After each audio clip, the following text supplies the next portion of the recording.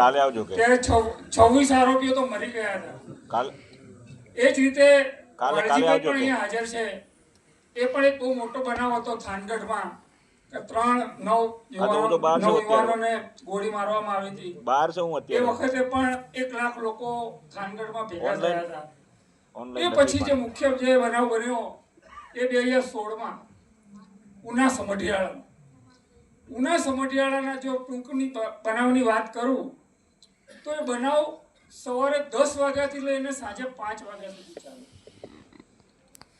કે વસરામભાઈ અને એમની સાથેના બીજા 3 અશોક સરવૈયા, રમેશભાઈ અને બેચરભાઈ, આ 4 લોકો જે એમનો વંશ પરંપરાગત ધંધો છે કે મરેલું ચામડું ઉતારતા હતા. પણ એ લોકોએ એવું કાવતરું કર્યું કે ભાઈ આ લોકો જીવતી ગાયો કાપે છે. અને ત્યાં પહેલા 2-3 લોકો આવ્યા, જોઈ ગયા કે આ લોકો ચામડું ઉતારી રહ્યા છે. અને એ લોકોએ ફોન કરીને બીજા ઘણા બધા લોકોને 40થી વધારે લોકો ત્યાં મોટરસાયકલ અને 4-વ્હીલર જાયલો ગાડી લઈને આવ્યા. એ વખતે બાલાભાઈ જે છે એમના બાપુજી છે, પછી એમની માતા આયા નથી કુંવરબેન, તો એમની પણ છેડતી કરી ત્યાં. અને ખરાબ ભાષામાં બોલતા હતા કે ઓલીને સોડાવી દો. આવું બધું રેકોર્ડ પર આવેલું છે. એ પછી એ જ વખતે ત્યાં પોલીસ પણ આવી હતી. જ્યારે સમઢિયાળામાં બનાવ બન્યો ત્યારે ત્યાં પોલીસ આવી હતી. જો પોલીસ ધારત તો એ બનાવ ત્યાં જ અટકી જાત અને સમઢિયાળામાં જે ઉનામાં એમનું સરઘસ કાઢવામાં આવ્યું હતું એ ના નીકળે. એટલે પોલીસે પાછું એન્ટ્રી એવી કરી કે ભાઈ ગૌમાંસનો જથ્થો પકડાયો છે. અને એને લઈને પછી જે વિડીયો વાયરલ થયા એના બહુ ઘેરા પ્રત્યાઘાત આખા ગુજરાતમાં અને આખા દેશમાં પડ્યા. એવા પ્રત્યાઘાત પડ્યા કે 23 લોકોએ આત્મવિલોપન કરવાની કોશિશ કરી. કેટલાક 23 લોકોએ, એમાંથી એક વ્યક્તિનું મોત થયું. ગુજરાતમાં આ બનાવને લઈને 74 જગ્યાએ ગુનાઓ નોંધાયા. એમાં ફક્ત ઉનામાં જ 8 જેટલા ગુનાઓ નોંધાયા. એટલે સરકારની કરોડો રૂપિયાની પ્રોપર્ટીનું પણ આ નુકસાન થયું. હવે બનાવ આગળ વધે છે કેવી રીતે કે ભાઈ સવારે જે બનાવ બન્યો ભરડિયાવાળી જગ્યાએ સમઢિયાળામાં, ત્યાં એ લોકોને બાંધ્યા, માર્યા અને પછી એક ગાડીમાં બેસાડીને સામતેર ગામ છે, સામતેર ગામના પાટીએ લાયા, ત્યાં માર્યા. પછી ઉનામાં લાયા. ઉનામાં એ લોકોને લાવીને જાયલો ગાડી પાછળ 4-4ને બાંધ્યા. અને જે આવે એ બધા મારે, બહુ ખરાબ રીતે એ લોકોને માર્યા. બનાવની જગ્યાએ બાલાભાઈને માથામાં નાગજીભાઈ જે આરોપી છે એમને લાકડી પણ મારી. હવે તાત્કાલિક એ લોકોને જો સારવાર મળી હોત તો એ લોકોનો સાજો થઈ ગયો. પણ એમને સારવાર કઈ જગ્યાએ લીધી? પહેલાં ગઢડામાં લીધી, પછી રાજકોટ લઈ ગયા, પછી અમદાવાદ લઈ ગયા. બહુ લાંબો સમય એમને સારવારમાં પણ રહેવું પડ્યું. હવે આ જે પ્રત્યાઘાતો પડ્યા એટલા માટે ગુજરાત લેવલે સીઆઈડીની તપાસ માંગણી કરવામાં આવી અને સીઆઈડી દ્વારા આખા કેસની તપાસ થઈ. 338થી વધારે સાક્ષીઓની ચાર્જશીટ મૂકી અને જે તપાસ થઈ, તપાસ દરમિયાન બધાના મોબાઈલ કબજે લીધા. ઇલેક્ટ્રોનિક એવિડન્સ જેને કહેવાય.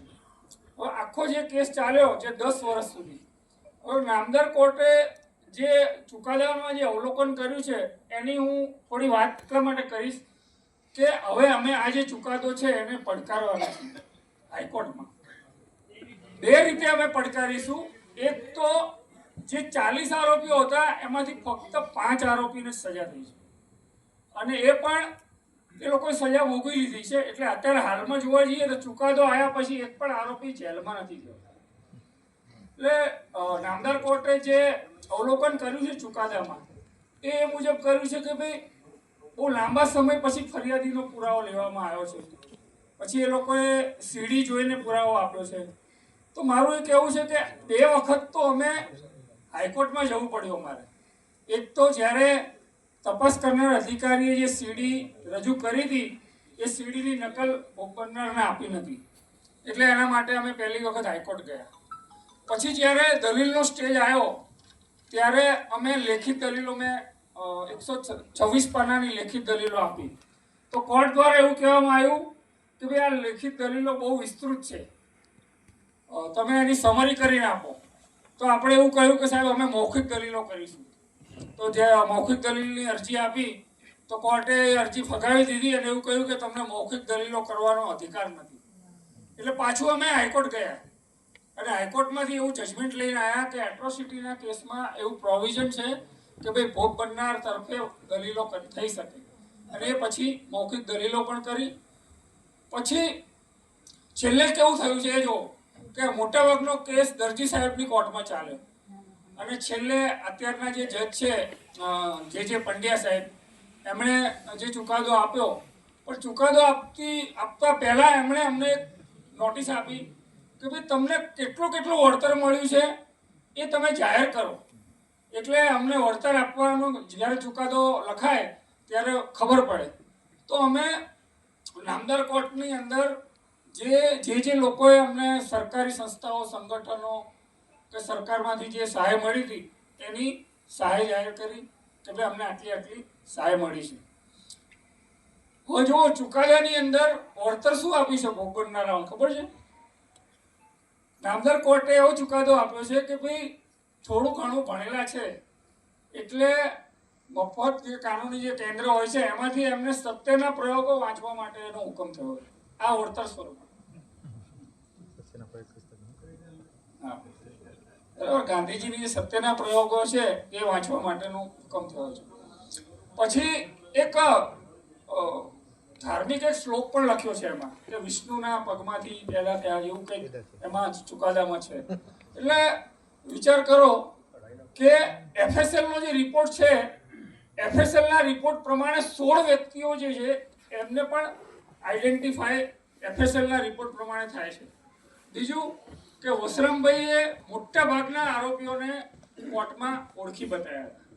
હવે જ્યારે કોર્ટે જે અવલોકન કર્યું છે એવું છે કે ભાઈ ઇન્વેસ્ટિગેશન દરમિયાન જે તપાસ થઈ એ દરમિયાન કયા મોબાઈલમાંથી જે વિડીયો ઉતારવામાં આવ્યા એ સ્પષ્ટ થતું નથી. એટલે આ વિષય તો ઇન્વેસ્ટિગેશનનો છે, તપાસનો છે, તો એમાં ભોગ બનનારાને કેમ વેઠવાનું? આટલી મોટી તપાસ CIDએ કરી એમ છતાં તપાસની ખામી કહી શકાય. કેમ કે કોર્ટે અવલોકન કર્યું છે કે ભાઈ કયા વિડીયોમાંથી આવ્યા છે. પછી બીજું કોર્ટે પણ કહ્યું છે કે જ્યારે આ રીતની મિટિંગો થાય, સભાઓ થાય, સંમેલનો થાય એ દરમિયાન કોર્ટને પ્રભાવિત કરવાનો પ્રયત્ન કર્યો. તો એવો તો પ્રયત્ન મને નથી લાગતું કે આપણે કોર્ટને પ્રભાવિત કરવાનો, કેમ કે છેલ્લા 10 વર્ષથી અમે આ કેસ લડતા હતા અને જે પ્રમાણેની કાર્યવાહી થતી હતી એ કાર્યવાહી કરી. તમે જુઓ કે આ કેસમાં સ્પેશિયલ પીપીની નિમણૂક કરવામાં આવી હતી. તો સ્પેશિયલ પીપી વચ્ચેથી છોડી દીધા. તો એના માટે પણ આગળ કંઈ થયું નહીં. અને જે ત્યાંના DGP હતા કેતનસિંહ વાળા, જોકે એમણે તો સહકાર સારો આપ્યો કેસ લડવામાં, પણ મુખ્ય બાબત એ રહી કે જે મુખ્ય સ્પેશિયલ પીપી એની નિમણૂક કરી હતી એ તો છેક સુધી રહી જ ના શક્યા અને જેના કારણે પણ અમને ઘણું બધું કેસમાં નુકસાન થયું. હવે આજે જ્યારે 10 વર્ષ પછી ચુકાદો આવ્યો છે ત્યારે એને વધારે ક્રિટિસાઇઝ ન કરતા અમે હાલમાં ચુકાદાનો વિગતવાર અભ્યાસ કરી રહ્યા છીએ અને આ તપાસના અંતે આખો અભ્યાસ થઈ જશે એ પછી અમે ગુજરાત હાઈકોર્ટમાં 2 રીતની અપીલ કરીશું.